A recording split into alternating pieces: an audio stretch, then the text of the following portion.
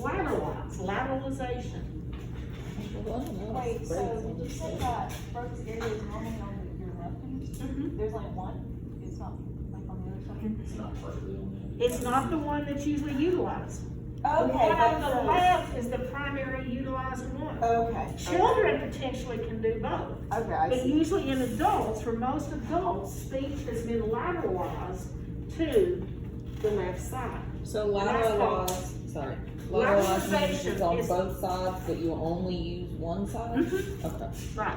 But there have been some people who've had damage in one when you shouldn't expect any more speech, but they've recovered, and it's because they've been able to use the other side. Isn't that called aphasia? Well, aphasia. Like you can't speak? Okay. There's aphasia as in not speaking, there's aphasia as in not making sense out of speech. Yeah. Cause my friend had a stroke when we were like 16 and she had aphasia. And when she was 16, Yeah, she had a hole in her heart and she was on birth control and it drew clots, but they were normally like taken out through like the lungs or something, I don't know. And then she was on a cruise and it went up to her brain and the cruise was like, yeah, we can't stop for anything, like we have to like get to where we're going. And nobody knew what was happening to her. She was just like, I smell burnt toast. She was like, I smell toast. They were like, what are you talking about? And she's like, I smell burnt toast. And then she had a stroke and she couldn't use like half of her body for like years. And it took her like, but now she can. yeah, now like she's in college, she's Yeah, doing I fine. want you to understand, 16-year-old on birth control throwing clots. This is a true connection. I had a student in, I think my AMP classes, they would anyway, that I'd done all the things about contraindications, smoking and using birth control. And the age related and the fact of getting, and then I had a guy, because this student of mine worked for an OBGYN group, and apparently she was studying her notes at work when they weren't doing anything. They're like, who's professing this stuff? This is crazy. I always prescribe, birth control, hormone birth control, for my patients. And so she came in and she goes, I'm sorry, Dr. Boyce, but I may have gotten in real trouble because they were reading my notes. And I said, no. You have him call me. Please, here's my number. You have him call me. I'll be glad to have a conversation. Never called, but anyway. Wait, I'm Steroid hormones can cause clotting, particularly estrogenic. yes, I have heard that. Can cause estrogenic ones. So when And that's a real problem. Also, if you smoke, it exacerbates the risk for both. Okay. And so this was a young woman who both smoked and took birth control pills because this is what this person had told her. And in class, she learned about the risk of strokes and damage and the comorbid conditions. And she had that in her notes and was studying in a young OBGYN and was reading But her it's stuff. not a problem to like at 16 to be on birth control. Well, I think it is, and the reason I think it is because your system needs a chance to mature. If you started your period when you were 9, maybe. Lots of young women get on birth control to regulate your periods. Well, the beautiful thing is that requires time, and that regulation is best with time, not with some outside stimulant. I was on birth control from 14 till 18 and then Yeah, didn't or you have, have cramps, like a little Yeah. birth control. well, I didn't have a period once I went off of it for almost a year and a half. Isn't that amazing? That's called what? Down-regulation. I That's got- exactly what happens. It I drives got- me crazy. Birth control is a whole lot safer now than it used to be. They have very low dosages. But please, I beg of you, don't just put a child, and a 14-year-old to me is a child, Oh yeah. on birth controls because they stop lying with their cramps. There are drugs that you can take to help alleviate that. Don't totally screw up the system. We have a number of women who have what's called secondary infertility because of taking birth control, having one child, and never being able to get pregnant again because of the strength of the hormones. We now regulate the hormones and get them in lower levels. But please understand, what are the two main integrating and regulating systems of your body? Nervous and endocrine. And people just think, oh, I can dump in all the hormones I want. Well, how about just dumping in all the neurotransmitters you want? Oh, well, that really screw up your brain. Well, let's make a parallel there, okay? And we do it, but I want you to understand, it is better now. Okay. It is better than it was. But when hormones first came out, they were pretty high dosages because your liver and your kidneys, you know, you break them down and you get rid of them. And so you put in a whole lot, so you got a little bit left to work. But when it starts inhibiting the system, sometimes the system doesn't turn back on, right? Because it's See, I was told I mean, obviously this is from my mom, but my mom told me it's like as soon as you get off birth control, you're like really likely to get pregnant. Because I was put on it at 16 because I had really bad cramps. That medicine wasn't doing anything for it, and I was throwing up and like, sweating. And Oh yeah, diarrhea and vomiting. yeah, same it time. was awful. So But I didn't know I had a problem. yeah, I thought that's what all girls did, and I was just a wimp. So I that's why had a female doctor tell me that. they put me There's on some it. people who just have a lower pain threshold than others.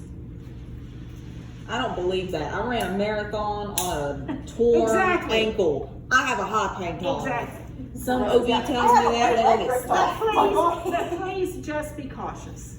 The system, from the minute you start, menarche begins, it's a process. Remember I said you can ovulate 2 or 3 times before you have your first menstrual flow. That's why lots of middle school kids are getting pregnant, because they think I've not had my period yet, I can have sex without birth control. It's insane. Oh my god. Oh, very sexually active group. And unfortunately, it's a lot one-sided too, because they're servicing the guys, lots of oral sex. They're not being reciprocated.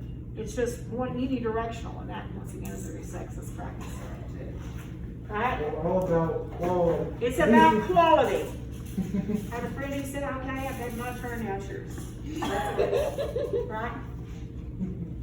Which means if yours was 23 seconds, she may get, you know, No. takes 45 minutes or something, who knows, but whatever it takes, right? Okay, moving right along. We're having trouble here. Okay. Primary olfactory area, temporal lobe. So the medial aspect of the lobus of that is for what?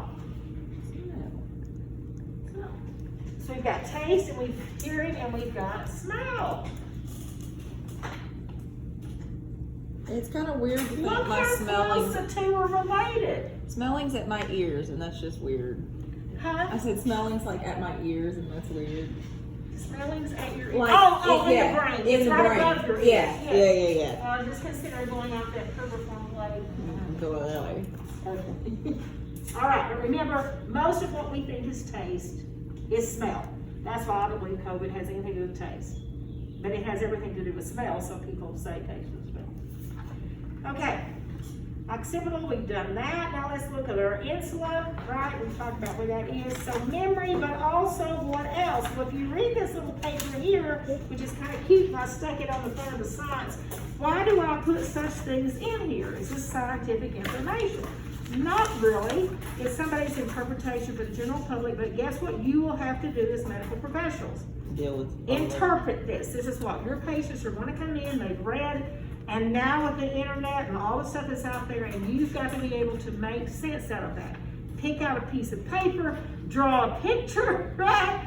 Explain something about this. But this is in the interpretation of pain and how sensitive people are to pain.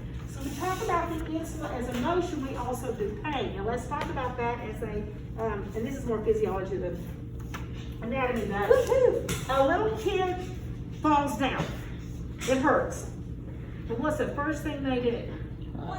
They will look at their mother. And if you freak out, they're gonna cry. If you freak out, they freak out. And what are you doing? You are training them to interpret pain.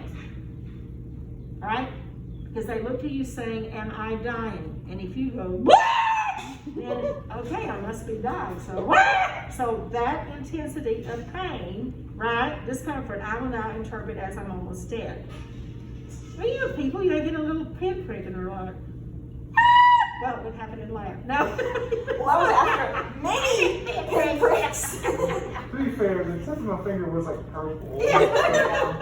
Mine was bruised for a while. I haven't touched it yet. I did not recover well. Yeah, you did the same finger for almost everything. Well, I did, because remember I tried to do a You smiley did a smiley face. Remember I face. did a smiley face with mine, just You're psychotic. probably. Okay, you'll see that. If you, are you taking a million? Okay, all right. Have fun. I'll send you one. So now, so if you think about emotion and the insula, so memory and pain, right? And the memory of pain, or painful memories. Can we just lobotomize that area? We'd be golden. Not seriously, just make those convoluted. Remember that I said in my classes I try to deliver both? The things that are remembered the best are very painful or very pleasurable. 23 seconds ain't it, okay? So I say in my classes I try to provide both, right? Equal amounts of pain and happiness or whatever. Pancakes during the test. So once again, that's insulin. So please, this is now packet information. Remember, this is interpretation of something, but it has to do with painful stimuli and how we interpret it. And then this gives us a little more information about the insulin itself. So I want you to go out feeling confident that you do have at least conceptual knowledge of what this area is doing. Because as we function as people, and once again, that communication, regardless of what it's about, part of your practice is going to be developed around communication. Your critter parent has to come in there and say, this is what's going on with my pet. Your pet may be sitting there thinking, he's so stupid, right? This is not what's wrong with me, okay? But you have to interpret that, and that requires communication. Your patients have to tell you where it hurts, what's wrong. Why are you here today? And then you have to look at them and listen. Don't say, I already read what the nurse took down and I've already diagnosed you. So my brother-in-law told me, right? 90% of a physician's diagnoses are made before they enter the room. They just enter the history that the nurse or the other person has taken, and they make a diagnosis, and it's the patient's responsibility to convince them that you don't have what they think you have. Yeah. Which is really sad, okay? But that requires, with communication, you must do what? Here. Listen. And smell. Listen. You must listen. Listen, okay? And don't get all caught up in the emotion, right, of the moment. You need to hear and listen. Put it into being. Put it into something that's functional. Okay. You want to take a break now? Real quickly, memory, integration of other cerebral activities, blah, blah, blah, blah, blah, okay, we talked about most of that stuff. Okay, something else though. Let's see what your book does here. There's a functional area, if you look back there to see general interpretive area, that's on that figure, what do you think that may refer to as well, that general interpretive area? The insula. But it's, yes, thank you. Because that's what we're doing. We're pulling all this sensation information coming in, right? And we're making some evaluation of what it is. That's very important. Now, also we talk about, if you look on page 365, if you look also towards the center of the brain, there's an area there called the basal nuclei. And you may see it referred to as the basal ganglia. But it is not a ganglion because you don't have ganglia in the brain. What is a ganglion? Collection of neuronal cell bodies, those what? Those perikaryotes inside the central nervous system. Yes. No. That is a nucleus. Yeah. A ganglion is that in the peripheral nervous system. Does that make sense? So basal ganglia, that has been changed to basal nuclei, but you may still see it referred to as ganglia, but it's not a ganglia, it's a collection of nuclei inside the brain. And hopefully you'll have time to come back and deal with that some more. So ganglion. A ganglion is in the peripheral nervous. Do you want me to write that down? So,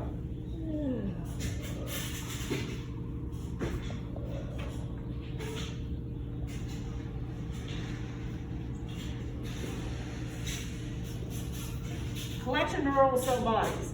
In the PNS, it's called a ganglion. In the CNS, it's called a nucleus. So ganglia or nuclei, plural. So they are basal, meaning the basal part of the brain, basal nuclei. But in lots of texts, you'll still hear them or see them called basal ganglia, but they are nuclei. Okay, so we'll come back to more function right now. We're dealing with structure. Okay, So, yeah, we're gonna take a break. I'm gonna use the pipe. 7 o'clock was real early. It comes about the same time every day though. All right, so I'll be back. You said you want to go pee? Yeah. I wish I would. Got this extra credit running more I brother. can't talk right now. I'm making kids. Can't talk right now. I'm taking a 10-minute nap. I love it. I thought about buying my rats a cat bed. I care more about sleep than my brother. I got them like a little rat bed and they destroyed it. Like they I'm not gonna do absolutely destroyed it. I envision mine burrowing inside of it. Oh, did you keep your rats, Callie? Okay. Yeah, we are. They're in my But me and apartment. Kelly would. Oh, how cute. Yeah, they're little piss goblins.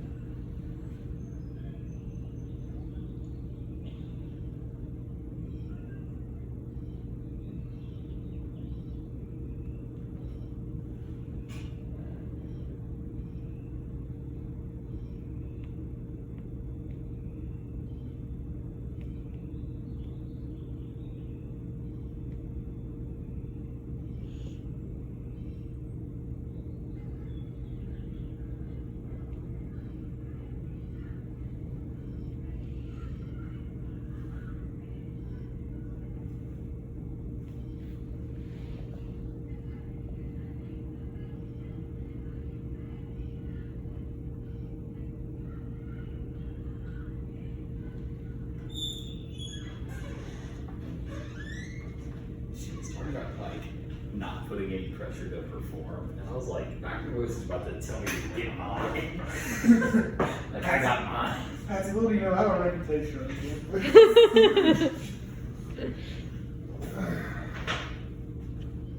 So, what's her name? Tell everybody.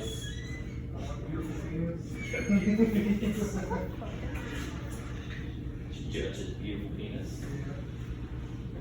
Kyle, you know a good story? No, I heard about her texting me and I love that you're recording us, by the way. This video only has 14 minutes, and so I felt like an idiot for stopping it. So I was just gonna keep going. Lyra could figure it out herself. I want to do this no more. I wanna do this. I think we can stop at 5. It's only no. Part of me wanted to be like, it's only 20 minutes, and I was like, An well, extra 20 minutes. Bye-bye. are we about to start slides? Is that what we're about to do? God, I hate it. God, I hope so. Please, I God, really don't want to. take me to the slides. Take me away. I wonder how long this stupid Zoom is going on. Take me away. This class needs to be a turtle headache.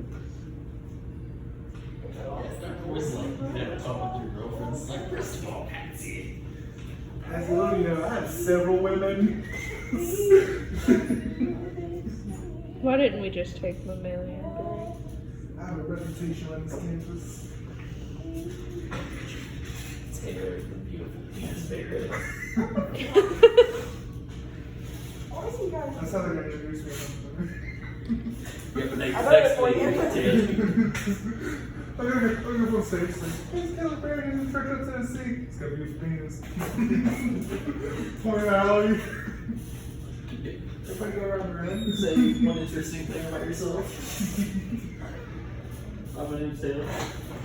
What's your favorite Are position? you okay? I remember.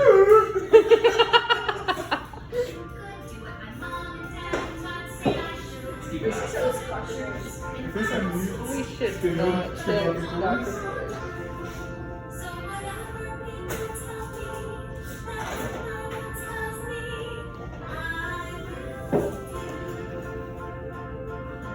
Halls High School with my pure 80 ring. Unlike those other girls, I got my morals in check. It was easy to do till I got a boyfriend and part of my friend with these cute ass hat. But I made a pact to keep my private intact, and Jesus and I are tight. Never learned about birds and beasts. I was taught to put passion in between my knees, 'cause the Bible says to marry no sex is wrong. Jesus says that guys can't wait that long. I don't wanna lose in this up. Yes, significantly worse. I feel like Dr. Bush. No.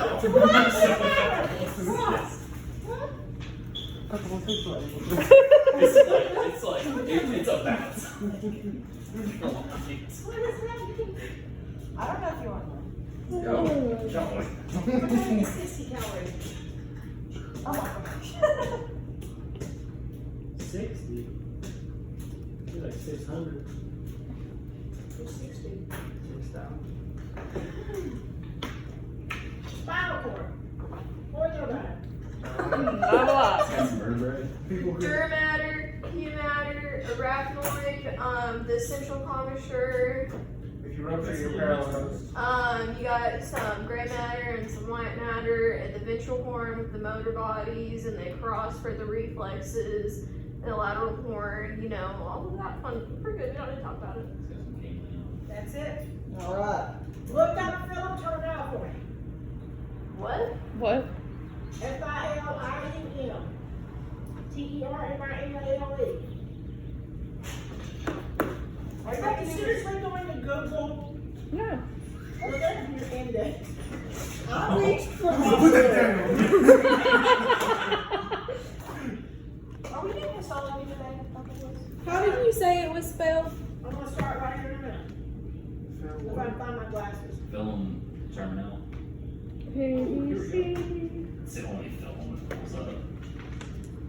F-I-L-I-M-M. Like what's down in your center? I'm so hungry. I have film terminality. That's terminal. 384. Last E. How about the terminality? That's it. Terminality. It's a fibrous strand composed mostly of pia mater and extends inferiorly from the conus medullaris at the level of L1 to the coccyx. Beautiful. Can you explain that now? No, ma'am. It ends at your butt. The spinal cord ends in a cone shape called the conus medullaris. Extending from the conus medullaris is the pia mater attaches directly to the neural tissue. It extends all the way down to the coccyx. And keeps the spinal cord taut.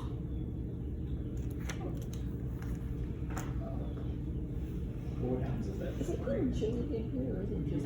You paralyzed from the waist I down. don't know. I'm tired. I have paralyzed you from the waist No, down. I- I said what if it like breaks like at the bottom? The spinal cord would not be held taut anymore. Loose goosey spinal. Well, no, because it's going to be attached to the side. There's all kinds of things in the side. There's the other, not both. It is a filament that keeps it nice and taut to the bottom. Okay? How do you spell tall? T-A-U. T-A-U-T. Okay, it is just T-A-U-T. I like went blank there for a second and I'm like, it's a T and then I don't know. I mean, there's lots more we're going to say here about we're going to the spinal cord. We're going to slide. Dr. Boyce, it's a good thing I have this table to It's myself. really tough and you don't see much. That's what I was But gonna say. yes, one year I did have people who did a laminectomy, or just where you saw off the spinous process and the lamin up the vertebrae, and then you can look in and see the spinal cord. Then they did that, and you can go in and either check out a little chunk, bring it out. But you don't see a whole lot, but you're welcome to do that. Let's just look at things. You're gonna butcher an eyeball. Have you not stopped and I'm thought not about gonna that? butcher an eyeball, I'm gonna have fun and I'm gonna learn a lot. Yeah, think I'm the only person in our group who actually just really enjoys pro section. You are. They make me nervous. Actually enjoys what? Pro sections. But I mean, it's sort of what I want to do for the rest of my life. So Exactly. I hope I enjoy it. That's right. But I mean, this is where we get our regional anatomy, so it's so important But to our do. group has a blast doing it. Okay. A little too much. If you look on page look on page 367 in your textbook, and there it depicts in a sense the homunculus, but as its pieces parts, right? Let's see. Is it 367? 367 in text. The homunculus. So see how I kind of go nose to toes as a way to show how the distribution is from lateral to medial. But if you look, I mean, look at the size of the foot, and look at the size of the fingers, right? Oh, yeah. Which means what? The hand has more Motor unit. motor units. That's right. Than does the. Oh, dang, those lips are huge. Isn't that kind of cool? And then if you look at the hand for sensory, what about hand for sensory? It's about pretty the same. good. Look at the lips. Is smooching good for sensory? Ooh, how about teeth and gums? Yeah. Yeah. All right, little French kiss in there. Yeah. Charlie's just, I can't see him all. They're all brain dead at this point. All right, but now look at other parts of the body. Neck doesn't have a very large area. Huh? Neck, it's really thin. Very slice of pie. But if you look at the foot, right? Mm-hmm. Give a foot massage. Hey, might get some interest going on, right? Start your entrance. That's right. I like that. Starter. Women are like ovens. Or preheat. I have to write some Not of a these comments microwave. down. Not a microwave, immediately on high. No. I don't like it. Do you think that it varies from person to person? Because if you take that approach, some people, you know. Well, it does, but remember, if we go back to the sexual stuff we were talking about, really, but if you do a clitoral stimulation, the same position may not work for two different women. And so you can't go in thinking with all your experience, I've got this down, I know how this works. No, I'm just looking at the guy section. This is the guy section. I'm looking at the guy section. Use guys. Pushed around. I'm looking at use guys, all right? But that requires what? For you to know that requires what? Communication. That communication, that somebody's gonna, you gotta talk though, and that's wonderful. I've seen lots of giggly honeymooners, it just cracks me up, you know, and they're laughing because things are funny, right? And it's like, that's what you should be doing. Creating bonds by that communication, and your sexual experience should be the same thing, right? So you're a whore. What did he say? He said, don't play games with me. I said it's all up fun and games until you're a whore. Yeah, pretty good. Like you go after this, He's like. been slut shamed. Are those my glasses, baby? I've been looking for all day. I've really not even noticed them. They're super nasty. Does that mean My glasses! Does that mean you did bring them this morning? Huh? That means you did bring them with you this morning. For pro section. Yeah. And then you didn't wear them. Well, because I we couldn't laid find them down them. apparently when I was putting on stuff. And then I never saw where they were. They've because literally been sitting if in you front look of at me. our glasses, they're kind of similar, right? Well, that's not, I thought they were yours, but I wasn't Yeah, they're looking at your mine. face. We're good. Where's the spray stuff? Right there.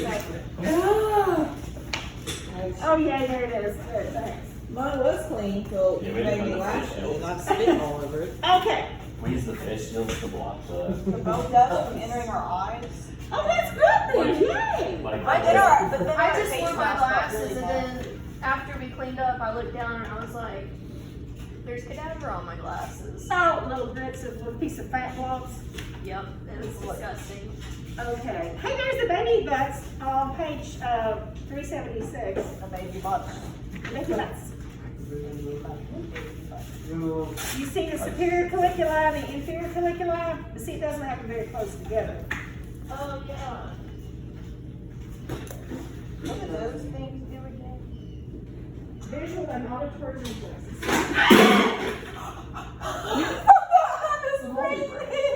Is that the moldy brain? It is, and it's gonna smell bad now.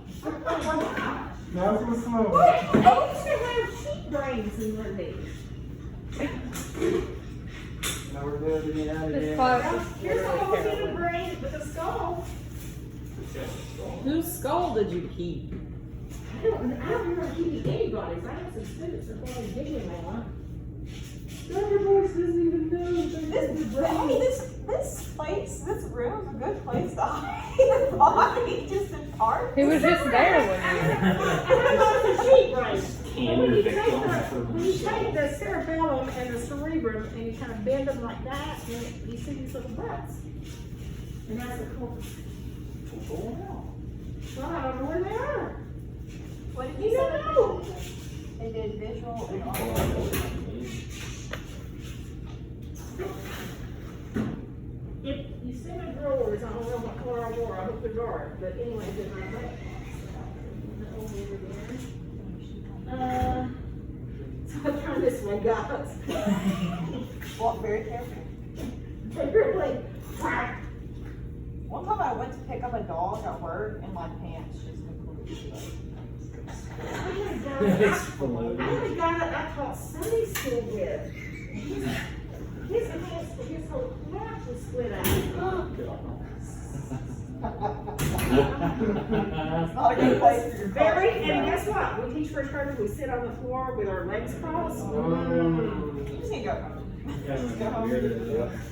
How do you say to your colleague? That guy might be a So finally, I took him aside and said, "Looks, somehow it was, I heard something." And I thought, I heard that and then it was a little loose. what did you say? I said I heard something and then my pants were all couldn't spot the problem. I didn't think there was a correlation.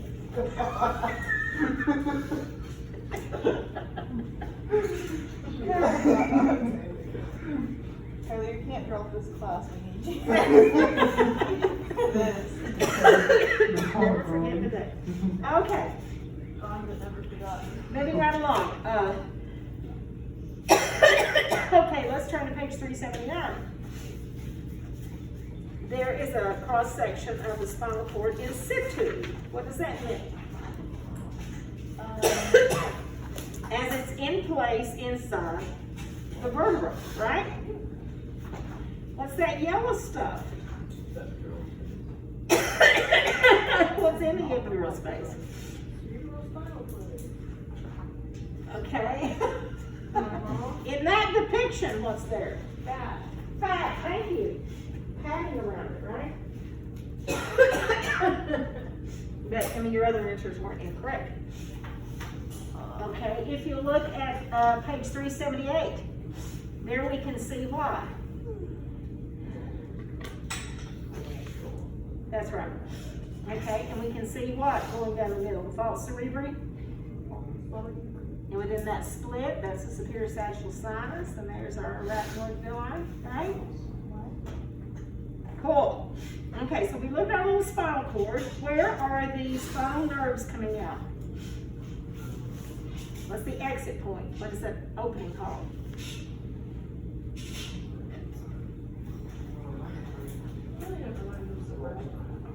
Yeah, look right here. See this hole where they're coming out? What's that hole called? No. What's it called? Intervertebral foramen. As you can see, it's between two vertebrae. Right? Yeah? That's the intervertebral foramen that the spinal nerves are coming out. How many spinal nerves do we have? 31. Huh? 31 pair. 31. 31 spinal nerves, okay? And so we have information going in and information coming out. But each nerve, if you look, has 4 branches. Can you see that? On page 379? Yes. Okay, 4 branches, a great big one and 3 little ones. Yeah? The first one that comes off is called the meningeal branch. The fat one or the first little one? I thought I said first little one, but who knows what I said.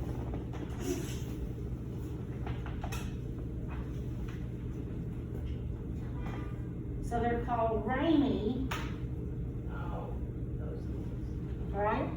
And you've heard that before. You've heard words like ventral ramus, dorsal ramus, haven't you? When did you hear those words? Or you may have seen them. On the last packet, on those packets, that's right. And that's what we're talking about, the branches of the spinal nerves. And depends, like if you look at the erector spinae, the reason I didn't do it is because it's all up and down depending on where that section is. Does that make sense? So the dorsal rami down here for the lumbar portion. Right? The dorsal rami up there for the cervical or cranial portion. Does that make sense? So then what you have to get it, I didn't finish. That's why The guy there. Yeah, okay. So they're called ramus. There's 4 branches, 4 rami. So a ramus makes a horn. So there's a meningeal. Meningeal ramus. Well, ramus, I've got it above it, okay? Or branch. Now, the meningeal branch is the first branch off of the spinal nerve. Ooh, birds are so happy. As my mom used to say, the Lord has washed the world clean. Yeah, it's tornado back home. Huh? It's tornado back home. How do you say about that? The Lord's created. Yeah, okay, so meningeal branch. So what's the meningeal branch do? It goes back in. It sends branches back in. So it comes out, so here it is. The guy comes out and it goes back in.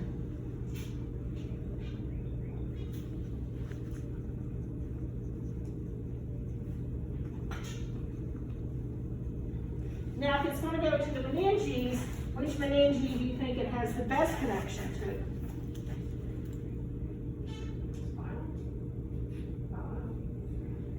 What? What do you say? There are different meninges. I know that there were different ones.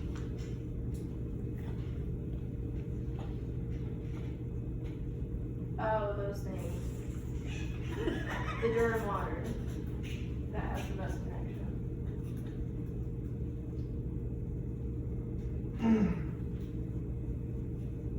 I didn't make that association in my brain. One of these 3 things I just named? Meninges. The meninges. I know. It's like, you do know this. Just your brain goes, choo.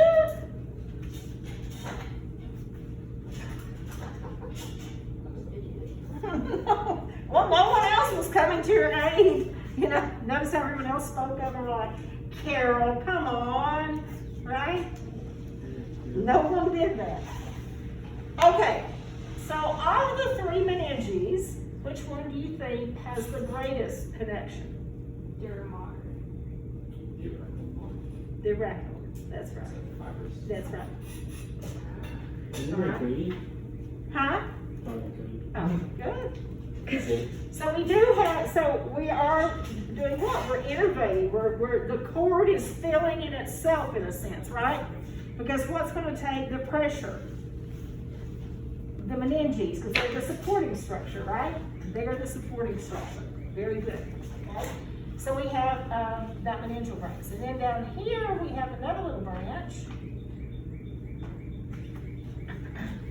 And it's called the visceral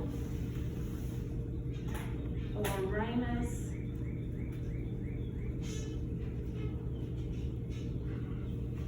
communicans.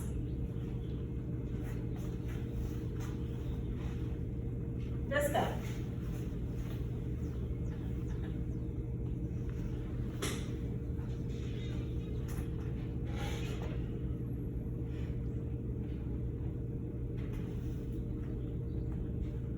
And so from its name up there, where do you think it goes? To the visceral layer of something. Yeah, then what are the viscera?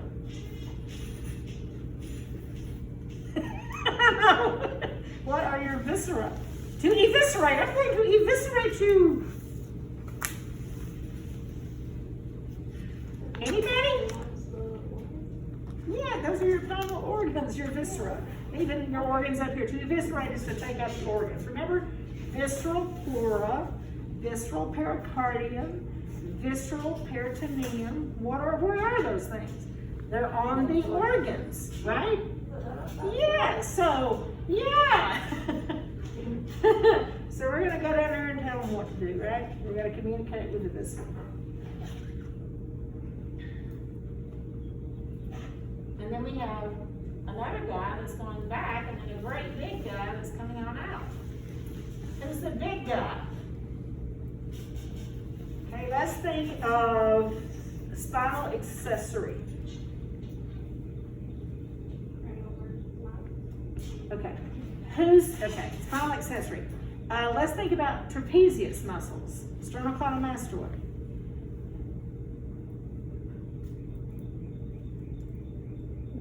Innervation.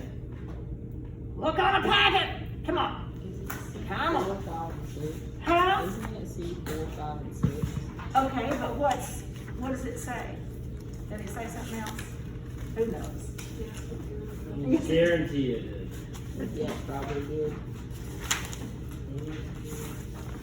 I gotta find the darn thing first. Oh, these papers. Who do we want? What do you want? Trapezius. Well, I thought you wanted to start with one of those. The spinal and ventral rami. Oh! 2, 3, 4. There we go. Guess what this one's called? The big fat one? Ventral ramus. That's the ventral ramus. Spinal accessory 9. So it's with both the cranial nerves and the big ventral ramus coming off, right? And now guess what? If this is the ventral ramus, and it's going to come down here and move around this way, which is what? It's ventral. Guess what this guy's called? The dorsal. Dorsal ramus. You ever heard that before? What's it glass? Like that last packet you were given? Did you see any dorsal rami on there? Yes. And what did it say the dorsal rami went to? What would you call those muscles? Like the deep back muscles? Yeah.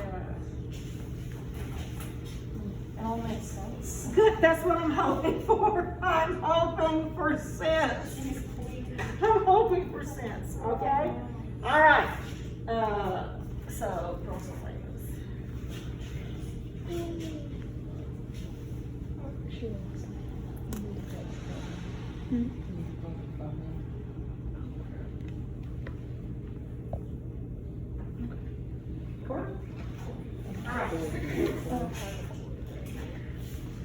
So, that's the 4 branches of the spinal nerves. And as you can see, they're on what? They're on both sides! Ha! Who'd have thought? Yep. So, to me, that picture's a little misleading because it shows your big ventral ramus just going instead of... So I'm gonna draw it in going. Yeah, you should draw it because remember, the spine is your back, and so the body of the vertebrae is anterior, so you should be kind of swooping around there, right? I fixed it. You fixed it, good. Good. Now, the spinal cord is surrounded by the 3 meninges, right? Which aren't new information, correct? But you do have a space above the spine, and you have a space below. So you have an epidural and you have a subdural space. Yeah? Then you also have a little ligament there from the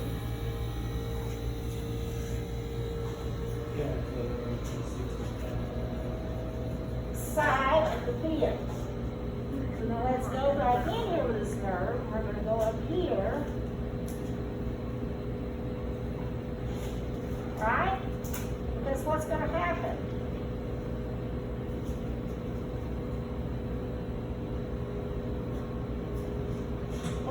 things called? I know. What are they called? These things. Dorsal root ganglion. Yeah. So this is the dorsal root ganglion. What do we find in the dorsal root ganglion? What type of neurons? Talked about this morning. Unipolar. Are they, so they're the unipolar, that's the perikaryotes because it's a ganglion, right? That's where you find the perikaryotes of the unipolar neurons. Are they sensory or motor? Sensory. Sensory.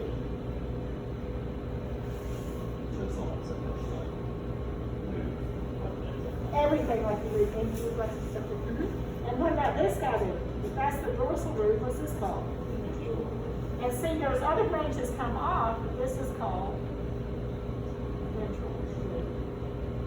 Then when it comes out, so then what do we have right here? What's right here then? What is that open? Yeah. Well, not spine, but. There we go. Yeah. I say these myself and everything's scary. No, that's wrong. There's something else there. And why is it called intervertebral foramen? Because between the Between the vertebrae. vertebrae. Because it's between two vertebrae, right? As you can see here, that little hole. Yes? Oh, it's really sticking out. Huh? This is the first time I looked at this. That's the first time you've looked at this? I mean, in this context, with the nerves. Oh, yeah, that's the nerves. Ah! No, I've been in more kids. That's right. There we go. Alright. So this stuff is on the inside. This stuff is on the outside. Yep. Cool. All right, everybody happy with that? Kind of, sort of? Okay. Now, I did tell you that inside here, so then this, of course, is going to go into the spinal cord, right? So that guy's coming back in the back. Right, Is that like a that. vertebrae?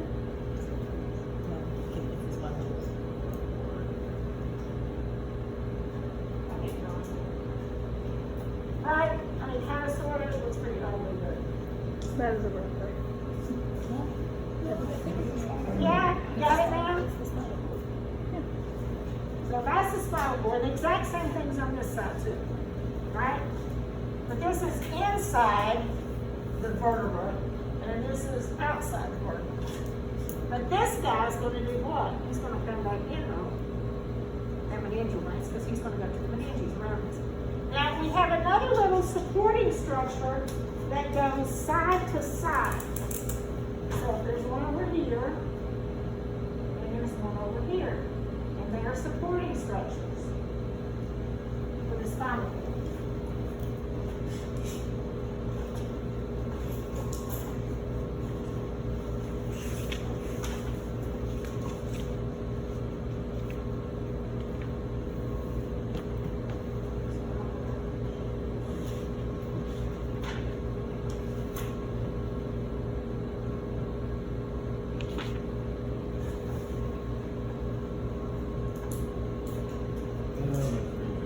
Uh, 174 and 177 plates. Plates. Plates. I'm gonna pull that up. I got it. You got it?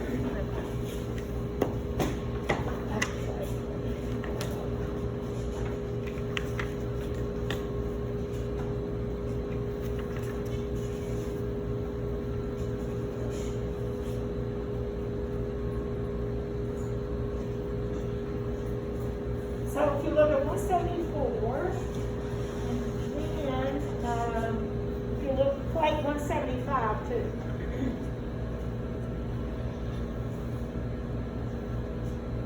you'll see a little supporting dude coming from the side, coming out to the side towards the arch of the vertebra.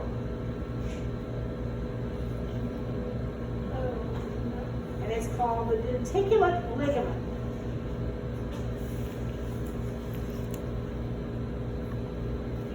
You see that on page 175? Up there at the top, it says denticulate ligament. It's like super small.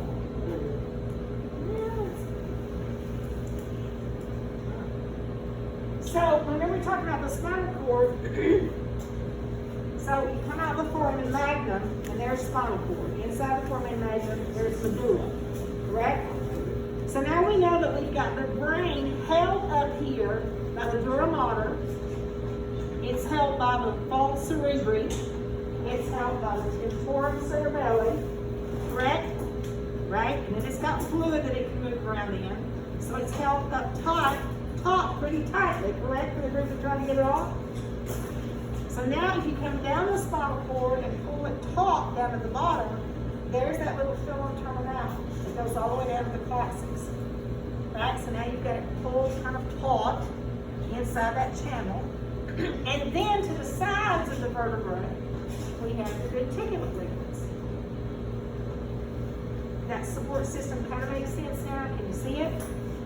Okay, very good. Now, so that's what we can see there as each of those extensions. Okay, so now let's go to page 383 in your text.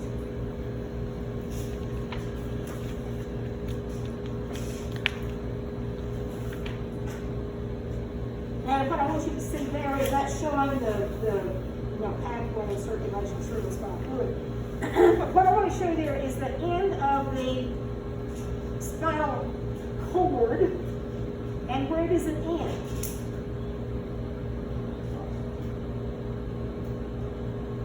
Where does the spinal cord end? 383. Well, you told me a while ago when I asked about the filum terminal. The spinal cord ends where? Usually between L1 and L2. So where do we do spinal taps? Between 3 and 4, right? Which means that the vertebral column grows larger than the spinal cord.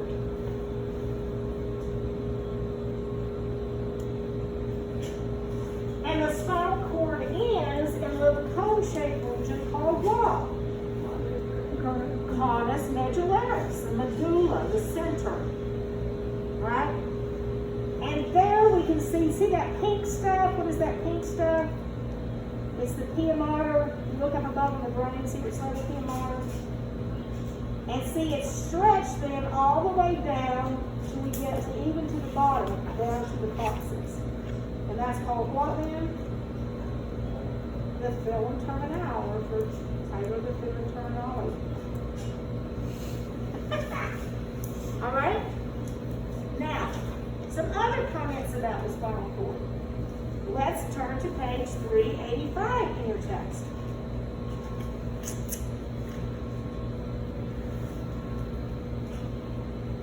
Now, on page 385, you can easily see the conus medullaris. You can see the filum terminal, right? You said the conus medullaris is where it ends in like a cone shape. Has it labeled at like T11 and 12? Not right. Where is that? 385. It says that quadratic plane is between L1. No, it goes all the way down. It also has the vertebrae going. They're like the spinal. I don't know. It's not right. That's not correct. Okay.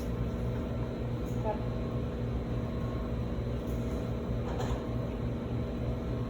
But you're right, it sure does. Wrong! So medullary should be L1, L2. the conus medullaris should be L1, L2, yes. Now, there are two spinal enlargements.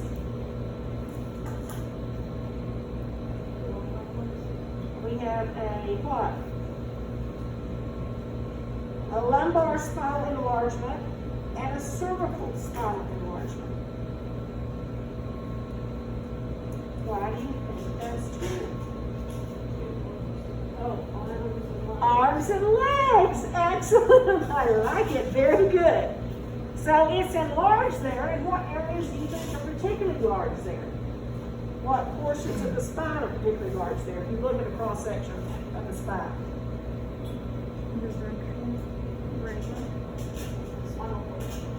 The ventral What ring. portions? The ventral horn. The The ventral horn. Because that's for all those, that's what you meant, I know, the ventral horn.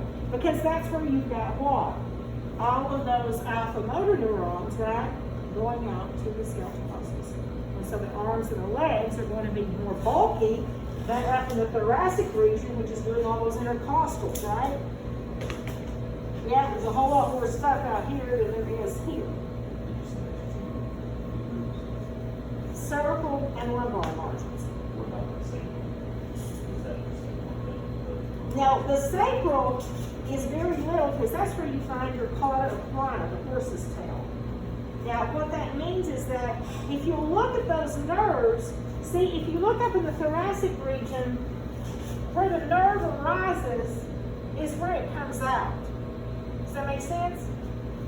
But down here at the bottom, because the spinal cord is shortened, it exits way down here, but it comes off the spine way up here.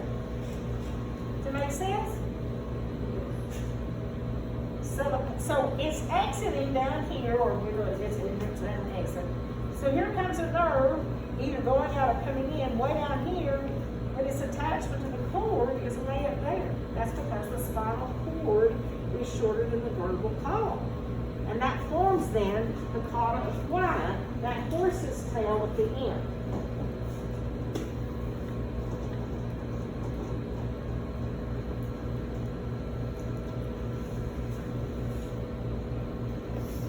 Everybody kind of cool with that? So there should be the conus medullaris first, Between L1 and 2. essentially, they call it. All right, The ladies and cauda gentlemen. equina is the whole thing. Okay. The cauda equina is all those nerves. Now, if you look down here, if the spinal cord is ending between L1 and 2, if you have nerves down at S5, that nerve at S5 has had to travel all the way up to L2, right? To come off the spinal cord. So this guy would do what? Right? See how he's supposed to come out right there? He would go way down there. And if you get all these guys coming down, like somebody has long hair, right? Because they're having to go all the way down here where they come out, it looks like a mane, a horse's mane, or a horse's tail, or somebody with long hair. And that's all those nerves down there. So the cauda equina is that whole thing, Corey. Does that make sense? Or a cody, Corey. Cord. I don't know where I got that. Anyway, from the bottom up. Does that make sense? So I know the corner is just to one place, but it's the whole thing that's the cauda equina. Does that make sense, Tom? Okay. So what you end up having is, like these guys are way down here, right? So this one's at that point, this one's at the next point, this one's at the next point, this one's at the next point. Does it make sense? The spinal cord goes down, and then all that together looks like a horse's tail. This Same would thing have happening on been the side. nice to look at for a muscle. See how it works together? All of a sudden you're like, well, that makes sense. Okay. Or it was just like a bunch of abstract words. concept, That's right, a bunch of you know. words. Okay. Now, let's go to the white matter. Ooh. Huh? What? Spinal cord. And we're doing spinal cord. Who are you? Where are we? What are we What's doing? going on? It's been 23 seconds. seconds.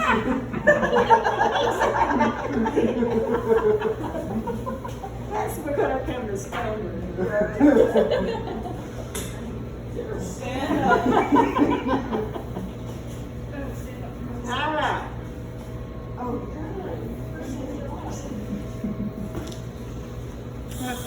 Okay, so.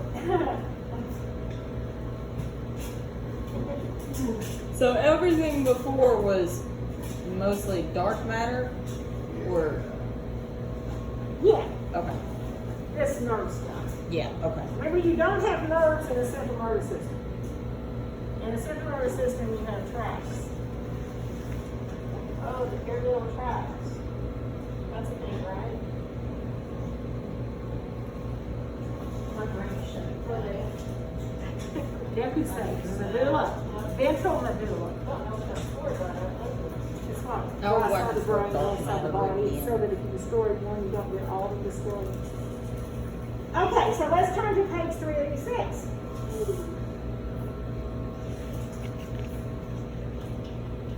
Now, there is a schematic, and there is a section, not impossible, right? Okay, so if you look on the back of the spine, in the white matter, you'll see there's those little lumps back there, right? Yeah, yeah, you see those, and what's it called? Posterior funiculus. And then there's a lateral funiculus, right? So this is how the white matter is sectioned out. So we have a bump here, and a bump there, and then we have this big bump, and that big bump, okay?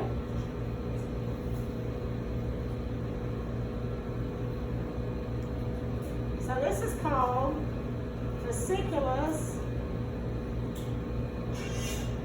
gracilis, and this is called fasciculus pediatus.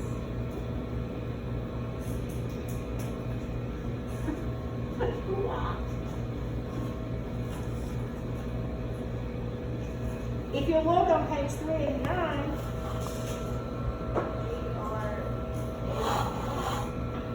GRAC, just like the gracilis muscle. What does gracilis muscle mean? What's his name mean? It means long and skinny. Guess what the fasciculus gracilis looks like? Very good. Fasciculus pediatus is a big report. Now these have to do with reflexes. This is proprioceptive reflexes from the lower body, and I always use G as ground. Gracilis like for the ground. So lower body, and pediatus is the top. So the upper body. So if you look on page 389 and 388, this shows you the tracks of the spine. And this is of the white matter.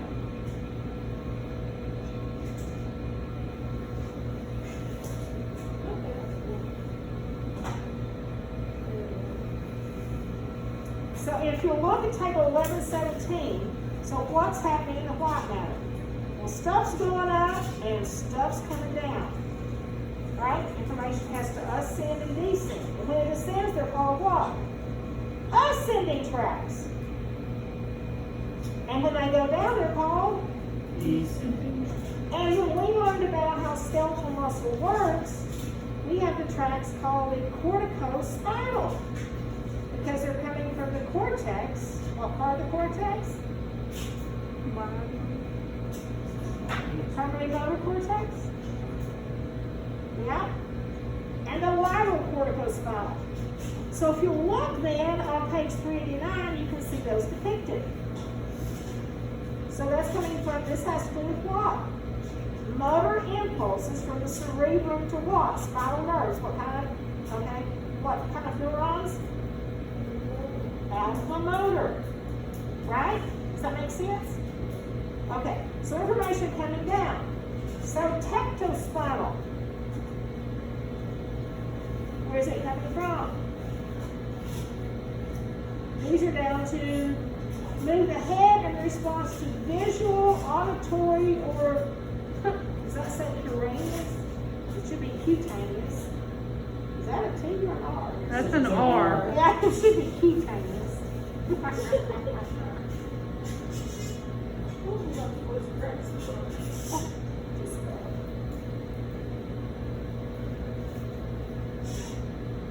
Cerebrospinal from the red nucleus. Vestibulospinal. Now, where do you think it's coming from? Vestibulospinal. Ever heard the word vestibule before? Oh yeah, you've heard it with John office. Okay. How about primary senses? The vestibule, the inner ear. Yep. There we go. Inner ear, 3 parts. Cochlea. Semicircular canals. And vestibule. Isn't that one? No. No. Sigourney, we'll get to that later. Hopefully, things, waters.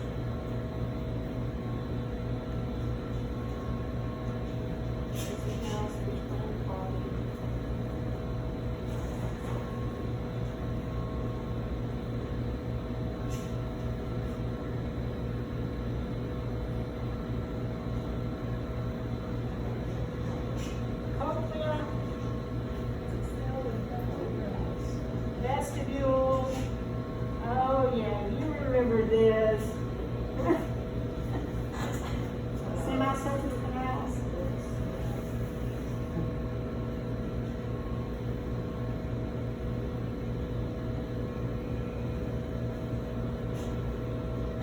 One for each axis.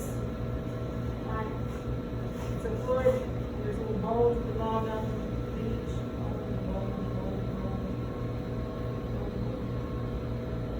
All being ankle.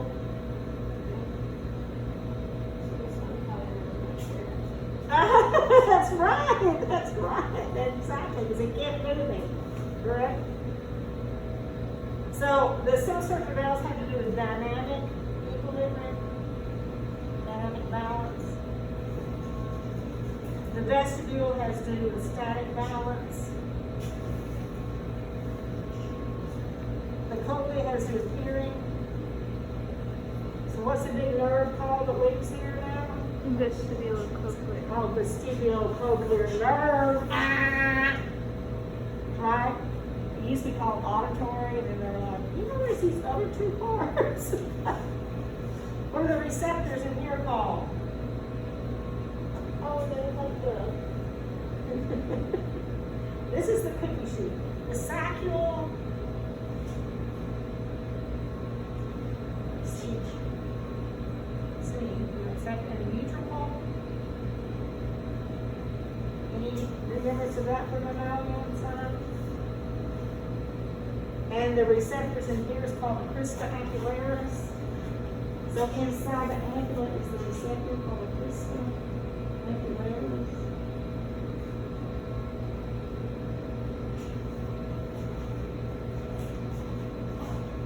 And this is the hair cells that are bending as fluid moves, right? And in the ankula, this is where we have a little flat sheet, little rocks on it, the otoconia. And tilt the head that way, the rocks roll this way. Off of this.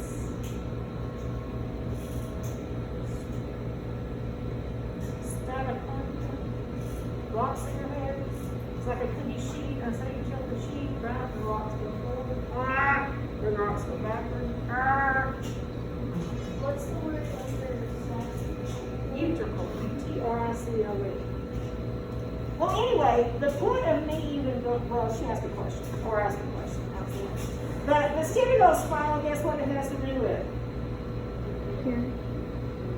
Balance. And it says movements of the head So that's static balance. You're not spinning, you're not jumping, you're not heading out right. Your head's moving in response. Remember what this was called? You know, in Sunday in church, you're all sitting there, and all of a sudden you see somebody go, "Whoa." Yep. Right? That's part of that neck reflex, right? Things you're falling over and jerk your head up. It's real obvious you've been asleep. Your body shot, you're falling over.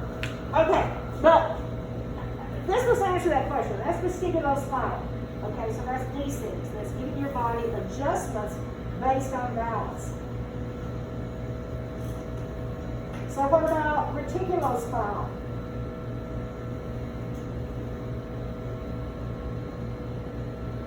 And bulboreticulospinal. So it used to just be reticulospinal and bulbo like that. So sweat glands and muscle tone. And they're from the reticular formation. Guess what happens when you go to sleep? So you get a decrease in muscle tone, and then you get what? You get cold. Remember all that? So see, your advantage of having gross repair mammalian, I'm going to be able to look at you guys and say, now remember, and you're going to go, uh-huh. Yes, you are. So reticular means that like it stops. The reticular formation keeps the cerebrum alert. It runs up through the whole brainstem.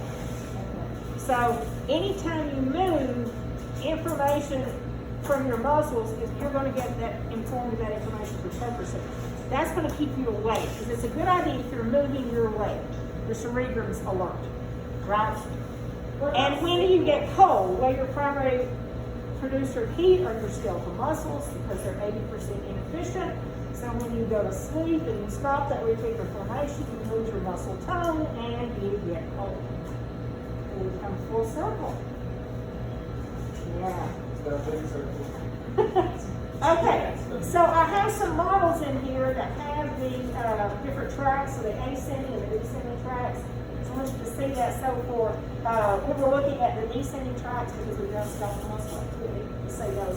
And so the ascending tracks tell you where they're coming from the spine to the cerebellum. What's the cerebellum's function? Balance, coordination, posture, position in space. That makes good sense. Fasciculus gracilis and fasciculus cuneatus, what are they doing? So from muscles, tendons, and joints, what are they called? You said that a minute ago. Proprioceptors. Didn't you say that? Somebody did. Yeah, proprioceptors, okay? So anyway, we'll spend more time with that. You need to know that picture. There's a little model in here this time that when I first did the cartoon and I had a physician, the girl, hey, there's a girl who drank orange juice and was allergic to it. Who's Dr. Dahl's her name? She's now a physician at the University. She was also a painter. Oh, yeah. 1 hour, 1 hour, 1 hour, 1 hour, 1 hour. My head is. Apparently with that tornado here, Read it. according to Young Benjamin,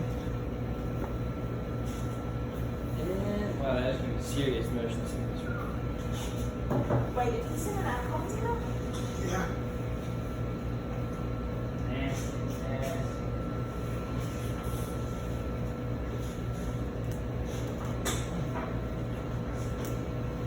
Fuck a tornado warning. Back home we sit on the porch and watch them. yeah, but we're not Hicks here. My house has a black water warning.